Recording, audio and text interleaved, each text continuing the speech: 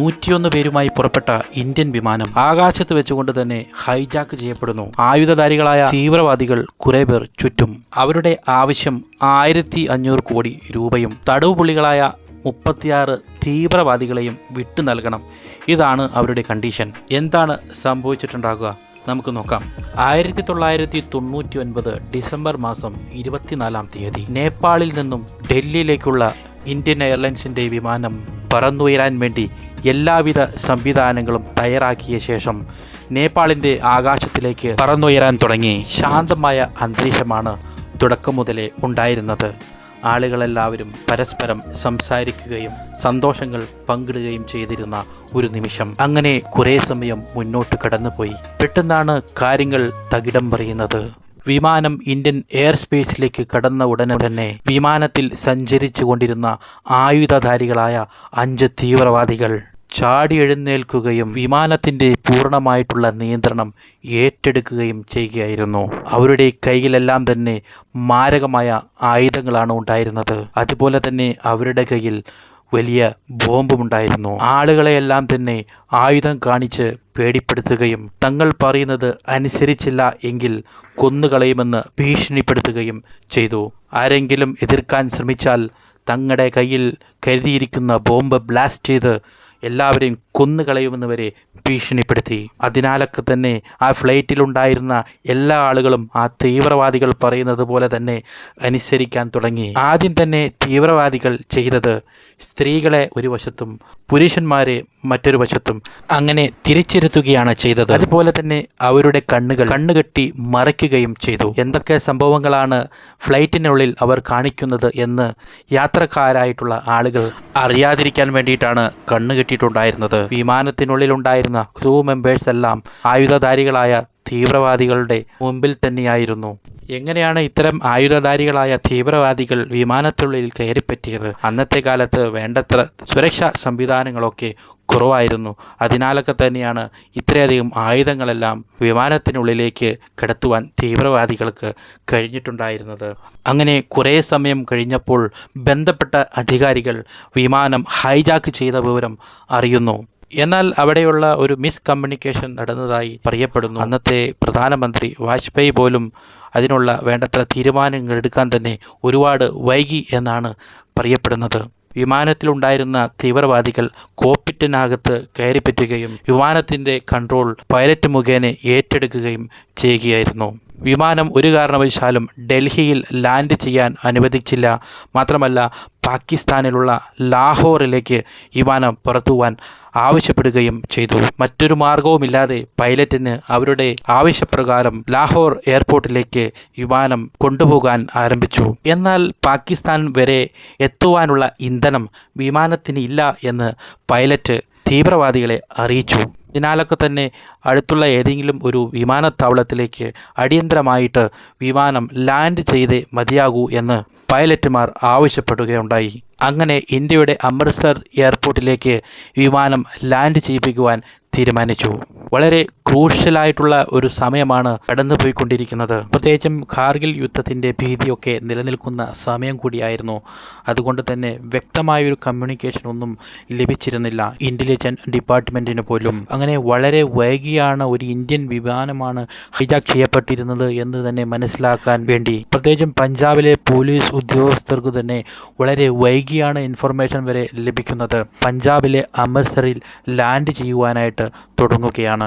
അതനുസരിച്ച് പഞ്ചാബിലെ പോലീസ് ഉദ്യോഗസ്ഥന്മാർ വേണ്ടത്ര നടപടിക്രമങ്ങളുമൊക്കെയായിട്ട് മുന്നോട്ട് പോയിക്കൊണ്ടിരിക്കുന്നുണ്ടായിരുന്നു. പോലീസ് ഉദ്യോഗസ്ഥരുടെ പ്രധാനമായ ലക്ഷ്യം എന്ന് പറയുന്നത് വിമാനത്തിനുള്ളിൽ കടന്നുപറ്റിയ തീവ്രവാദികളുമായിട്ട് ഒരു കമ്മ്യൂണിക്കേഷൻ നടത്തുക എന്നത് തന്നെയായിരുന്നു പോലീസുകാരുടെ പ്രധാന ആവശ്യം. എന്നാൽ ഒരു കാരണവശാലും പോലീസുകാരുമായിട്ട് സംസാരിക്കാനുള്ള ആ ഒരു തീരുമാനം തീവ്രവാദികൾ അപ്പാടെ ഉപേക്ഷിക്കുകയായിരുന്നു. വിമാനത്തിന് ആവശ്യമായിട്ടുള്ള ഇന്ധനം എത്രയും പെട്ടെന്ന് നിറയ്ക്കുക എന്നതായിരുന്നു തീവ്രവാദികളുടെ ആവശ്യം. മറ്റൊന്നും കേൾക്കാനോ പറയാനോ ഒന്നും തീവ്രവാദികൾ തയ്യാറായിരുന്നില്ല. മറ്റൊരു നിർവാഹമില്ലാതെ വിമാനത്തിൽ ഇന്ധനം നിറയ്ക്കുവാൻ ആ ഉദ്യോഗസ്ഥർ ശ്രമിച്ചു കൊണ്ടിരിക്കുകയാണ്. ആ ഒരു വിമാനത്തിൽ ഇന്ധനം നിറയ്ക്കുവാനായിട്ട് പോയിക്കൊണ്ടിരിക്കുന്ന ടാങ്കർ ലോറിയിൽ വരെ ഏകദേശം 5ഓളം പോലീസുകാർ ഒളിച്ചിരുന്നു കൊണ്ട് ഈ ഒരു വിമാനത്തിൻ്റെ അടുത്തെത്തുവാൻ ശ്രമിക്കുന്നുണ്ട്. അങ്ങനെ അടുത്തെത്തിയ പോലീസുകാർ വിമാനത്തിൻ്റെ ടയർ പഞ്ചറാക്കുകയും യാതൊരു കാരണവശാലും വിമാനം മുന്നോട്ട് പോകാൻ അനുവദിക്കാത്ത രീതിയിൽ ബ്ലോക്ക് ചെയ്യുന്നതായിട്ട് നമുക്ക് കാണാൻ സാധിക്കുന്നുണ്ട്. അതായത് ഏകദേശം കൂടുതൽ സമയം ഇന്ത്യയിൽ തന്നെ ആ ഒരു വിമാനത്തെ പിടിച്ചു നിർത്തുക എന്നൊരു ഉദ്ദേശം വെച്ചിട്ട് വിമാനത്തിൻ്റെ തൊട്ടു ഫ്രണ്ടിൽ തന്നെ ഈ ഒരു ടാങ്കർ ലോറി കൊണ്ടിടുകയും എളുപ്പത്തിൽ പറന്നുയരാൻ അനുവദിക്കാത്ത രീതിയിലൊക്കെ ശ്രമങ്ങൾ എല്ലാം പോലീസുകാരുടെ ഭാഗത്തു നിന്നും ഉണ്ടായിരുന്നു. എന്നാൽ ഈ കാര്യങ്ങളൊക്കെ പറ്റി തീവ്രവാദികൾക്ക് വ്യക്തമായൊരു ധാരണ ലഭിക്കുകയാണ്. തീവ്രവാദികൾക്ക് അവരുടെ ശ്രമം മനസ്സിലായതനുസരിച്ച് വേണ്ടത്ര സജ്ജീകരണങ്ങൾ പോലീസുകാരുടെ ഭാഗത്തു നിന്നും ചെയ്തു കൊടുക്കുകയും എത്രയും പെട്ടെന്ന് തന്നെ ആ ഒരു വിമാനം അവിടെ നിന്നും പറന്നുയരുകയാണ്. വിമാനം പറന്നുയരാൻ അനുവദിക്കാത്തത് കൊണ്ട് തന്നെ വിമാനത്തിലുള്ള യാത്രക്കാരിൽ പലരെയും പല രീതിയിൽ തന്നെ വളരെ നിഷ്ഠൂരമായി തന്നെ ആക്രമിക്കുകയും മുറിവുകളുണ്ടാക്കുകയും പേടിപ്പെടുത്തുകയും ഒക്കെ ചെയ്യുന്നുണ്ടായിരുന്നു. അത് പുറത്തു നിൽക്കുന്ന പോലീസുകാരെ അറിയിക്കുന്നുമുണ്ടായിരുന്നു. അതുപോലെ തന്നെ ഒരു വ്യക്തിയെ വളരെ നിഷ്ഠൂരമായി ബന്ദിയാക്കി മർദ്ദിക്കുകയും ആ ഒരു വിമാനത്തിൻ്റെ ഉള്ളിൽ വെച്ച് തന്നെ കൊലപ്പെടുത്തുകയും ചെയ്യുന്നുണ്ട്. ജർമ്മൻ സിറ്റിസണായിട്ടുള്ള ഒരു വ്യക്തിയായിരുന്നു അന്ന് കൊല്ലപ്പെട്ടിട്ടുണ്ടായിരുന്നത്. അവരുടെ ഭീഷണിക്ക് വഴങ്ങി പുറപ്പെട്ട വിമാനം ഇന്ത്യൻ ആകാശത്തിലൂടെ അങ്ങനെ പറന്ന് പോയിക്കൊണ്ടിരിക്കുകയാണ്. അങ്ങനെ ആ ഒരു വിമാനം പറന്ന് പോയി പാകിസ്ഥാൻ അതിർത്തിയും കടന്ന് പോയിക്കൊണ്ടിരിക്കുകയാണ്. ഒടുവിൽ ലാഹോർ വിമാനത്താവളത്തിൻ്റെ അതിർത്തിയോടടുക്കുമ്പോൾ വിമാനം അവിടെ ഇറക്കുവാനുള്ള പെർമിഷനും കാര്യങ്ങളുമൊക്കെ പൈലറ്റ് നേടിയെടുക്കുന്നതിനുള്ള ശ്രമങ്ങളെല്ലാം തന്നെ അവിടെ നടക്കുന്നുണ്ടായിരുന്നു.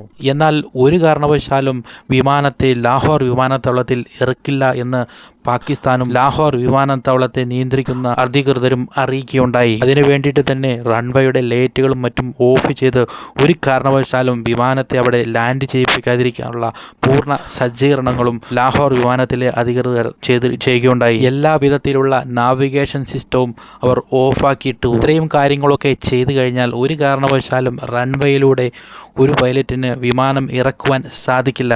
അതുകൊണ്ടൊക്കെ തന്നെയാണ് ഇതുപോലുള്ള കാര്യങ്ങളൊക്കെ ചെയ്യുകയുണ്ടായത്. അങ്ങനെ സമയം വീണ്ടും മുന്നോട്ടേക്ക് കടന്നു പോയിക്കൊണ്ടിരിക്കുകയാണ്. എന്നാൽ ഇന്ധനമൊക്കെ പരിമിതമായതുകൊണ്ട് തന്നെ ലാഹോർ വിമാനത്താവളത്തിൻ്റെ റൺവേയിലേക്ക് ഇടിച്ചെറുക്കാൻ തന്നെ പൈലറ്റുമാർ തീരുമാനിക്കുകയാണ്. അവരുടെ മുന്നിൽ മറ്റൊരു മാർഗങ്ങളൊന്നും ഇല്ലാത്തത് കൊണ്ട് തന്നെ വേറെ വഴിയുമില്ലാത്തത് കൊണ്ട് റൺവേയിൽ ഇടിച്ചെറുക്കാൻ തന്നെ തീരുമാനിക്കുന്നു. അതുമായി ബന്ധപ്പെട്ടുള്ള നടപടിക്രമങ്ങളുമൊക്കെ ആയിട്ട് പൈലറ്റ് മുന്നോട്ട് പോയിക്കൊണ്ടിരിക്കുകയാണ്. പതിയെ വലിയ ഉയരത്തിൽ പറന്നുകൊണ്ടിരുന്ന വിമാനം താഴോട്ട് ഇറക്കുവാൻ ശ്രമിച്ചുകൊണ്ടിരിക്കുന്നു. കേന്ദ്രമില്ലാതെ ലാഹോർ വിമാനത്താവളത്തിലെ അധികൃതർക്ക് റൺവേയിൽ തന്നെ വിമാനം ഇറക്കുവാനുള്ള അനുമതി നൽകേണ്ടി വരികയാണ്. അങ്ങനെ ഏറ്റവും ഒടുവിൽ വിമാനം ലാഹോർ വിമാനത്താവളത്തിൽ ലാൻഡ് ചെയ്യുകയാണ്. പിന്നീട് ഇന്ത്യയും പാകിസ്ഥാനും ഒക്കെ വലിയ തോതിലുള്ള ചർച്ചകൾ നടക്കുന്നുണ്ട്. പ്രത്യേകിച്ചും സ്ത്രീകളെയും കുട്ടികളെയുമെങ്കിലും വിമാനത്തിൽ നിന്നും മോചിപ്പിക്കണമെന്നുള്ള കാര്യമൊക്കെ തീവ്രവാദികളോട് ആവശ്യപ്പെടുന്നുണ്ട്.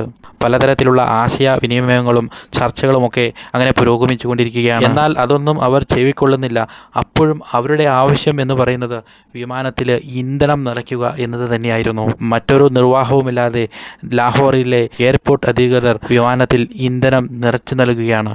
ആവശ്യത്തിനുള്ള ഇന്ധനം വിമാനത്തിൽ അന്ന് അവർ നിറച്ചു നൽകുകയാണ്. പിന്നീടും തീവ്രവാദികളുടെ ആവശ്യപ്രകാരം ആ ഒരു വിമാനം പൈലറ്റ് മുന്നോട്ട് തന്നെ കൊണ്ടുപോവുകയാണ്. വിമാനം അങ്ങനെ ആകാശത്തിലൂടെ പറന്ന് പോയിക്കൊണ്ടിരിക്കുകയാണ്. ഈ ഒരു പ്രാവശ്യം അവരുടെ പ്രധാന ആവശ്യം എന്ന് പറയുന്നത് ഒമാനിൽ ലാൻഡ് ചെയ്യിപ്പിക്കുക എന്നതായിരുന്നു. അങ്ങനെ പറന്ന് പാകിസ്ഥാൻ്റെ അതിർത്തിയും കിടന്ന് ഒമാൻ അതിർത്തിയിലേക്ക്, ഒമാൻ്റെ ആകാശത്തിലേക്ക് ഈ ഒരു വിമാനം എത്തിച്ചേരുകയാണ്. അവിടെയും വിമാനം ലാൻഡ് ചെയ്യിപ്പിക്കാനുള്ള പെർമിഷനും കാര്യങ്ങൾക്കും വേണ്ടി പൈലറ്റ് ശ്രമിച്ചു കൊണ്ടിരിക്കുകയാണ്. പക്ഷേ അവിടെയും ഒമാൻ ഗവൺമെൻറ് അത് അംഗീകരിക്കുന്നില്ല. വിമാനം ഒരു കാരണവശാലും ലാൻഡ് ചെയ്യിപ്പിക്കില്ല എന്നൊരു നിലപാടാണ് അവരും എടുത്തത്. മറ്റൊരു ഗത്യന്തരമില്ലാതെ വിമാനം ദുബായിൽ ഇറക്കാം എന്നുള്ളൊരു തീരുമാനത്തിലേക്ക് എത്തുകയാണ്. അതിനു വേണ്ടിയിട്ടുള്ള തയ്യാറെടുപ്പുകളൊക്കെ തന്നെ പൈലറ്റിൻ്റെ ഭാഗത്തു നിന്ന് ഉണ്ടായി. എന്നാൽ UAE ഭരണകൂടവും ഒരുപോലെ തന്നെ വിമാനം അവിടെ ലാൻഡ് ചെയ്യിപ്പിക്കുന്നതിനെ സംബന്ധിച്ച് എതിർക്കുകയാണ് ഉണ്ടായത്. ഒരു കാരണവശാലും അവിടെ വിമാനം ഇറക്കുവാനുള്ള അനുമതി നൽകില്ല എന്ന് തന്നെ ദുബായ് ഇൻ്റർനാഷണൽ എയർപോർട്ടിൽ നിന്നുള്ള അധികൃതർ പൈലറ്റിനെ അറിയിക്കുകയുണ്ടായി. അൽ മിഹാദ് എയർ ബേസിലേക്ക് വിമാനം ഇറക്കുവാൻ പൈലറ്റ് തീരുമാനിക്കുകയാണ്. മറ്റൊരു മാർഗമില്ലാതെ തന്നെ അവിടെ തന്നെ ഇറക്കേണ്ടതായിട്ട് വരികയാണ്.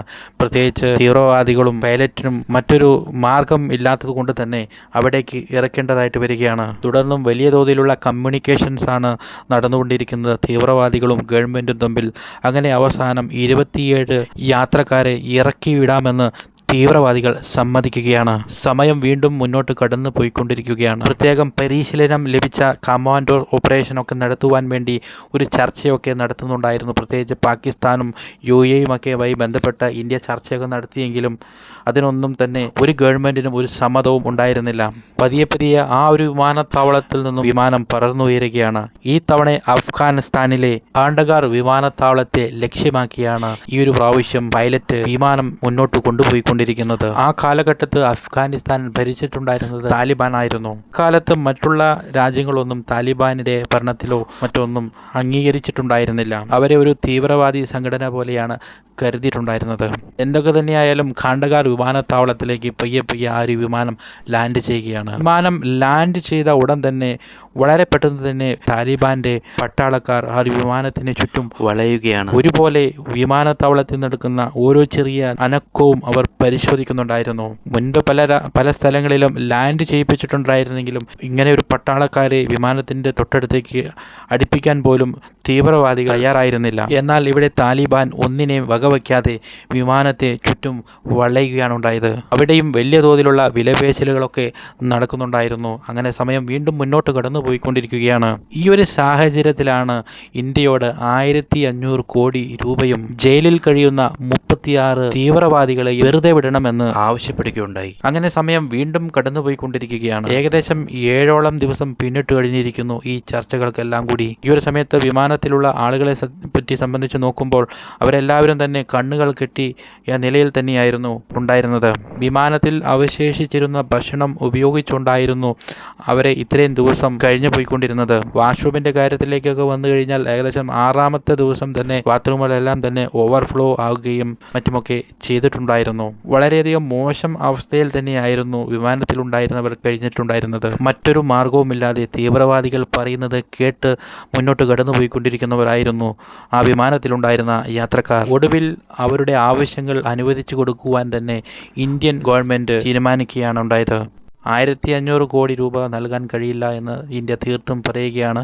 36 തീവ്രവാദികളെ വിട്ടയക്കാൻ സാധിക്കില്ല എന്നും തീർത്തും ഇന്ത്യ പറയുകയാണ്. ഏറ്റവും ഒടുവിൽ 3 തീവ്രവാദികളെ വിട്ടയക്കാം എന്നായിരുന്നു ഇന്ത്യൻ ഗവൺമെന്റിന്റെ തീരുമാനം. അങ്ങനെ വേണ്ടത്ര നടപടിക്രമങ്ങളൊക്കെ കഴിഞ്ഞതിന് ശേഷം 3 തീവ്രവാദികളെയും വിട്ടുകൊടുത്ത് യാത്രക്കാരെ രക്ഷിക്കാനുള്ള ശ്രമമായിട്ട് മുന്നോട്ട് പോയിക്കൊണ്ടിരിക്കുകയാണ്. അങ്ങനെ അവസാനം ആ ഒരു 3 തീവ്രവാദികളെയും മോചിപ്പിക്കേണ്ടി വന്നു ഇന്ത്യക്ക്. അങ്ങനെ തീവ്രവാദികളെ വിട്ടുകൊടുത്തുകൊണ്ട് തന്നെ സാധാരണക്കാരായിട്ടുള്ള ആളുകളെ, യാത്രക്കാരെ അന്ന് ഇന്ത്യ മോചിപ്പിക്കുകയാണ് ഉണ്ടായത്. ഇന്ത്യ കണക്കുകൂട്ടിയിരുന്നത് താലിബാൻ ഈ തീവ്രവാദികളെല്ലാം പിടിച്ച് തടങ്കലിൽ വയ്ക്കും എന്നൊക്കെയായിരുന്നു. എന്നാൽ ഈ തീവ്രവാദികളെ എല്ലാവരെയും ഒരു വാനിൽ കയറ്റി കൊണ്ടുപോയി പാകിസ്ഥാന്റെ അതിർത്തിയിൽ വിടുകയാണ് ഉണ്ടായത്. പിന്നീട് ഇന്റലിജൻസ് റിപ്പോർട്ടൊക്കെ പറയുന്നത് പാകിസ്ഥാനും താലിബാനും ഒക്കെ ഒരുമിച്ച് കളിച്ച ഒരു കളിയാണ് ഇത് എന്നാണ്. അപ്പോൾ വീഡിയോ ഇവിടെ വെച്ച് അവസാനിക്കുകയാണ്. മറ്റൊരു സബ്ജക്റ്റുമായി വീണ്ടും കാണാം.